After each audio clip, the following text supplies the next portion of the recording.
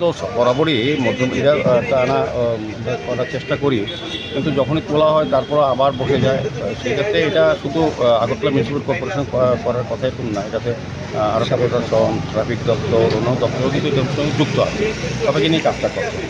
তবে আমরা চেষ্টা করছি যে আগরতলা শহরবাসী যাতে স্বাচ্ছন্দ্যে তারা চলাচল করতে পারে এবং যানবাহন কমে যানবাহন মুক্ত করা যায়, সেদিকে লক্ষ্য রেখে আগরতলা মিউনিসিপ্যাল কর্পোরেশন আমাদের যে সকল ভেন্ডাররা বা যারা ফুটপাত দখল করে ব্যবসা করেন বেআইনিভাবে, তাদেরকে তুলে দেওয়ার চেষ্টা করি এবং এটাই করা হবে। নিয়মিত আমি চেষ্টা করছি, তারপরেও আমরা জনগণের সহযোগিতা সবাই সহযোগিতা লাগবে।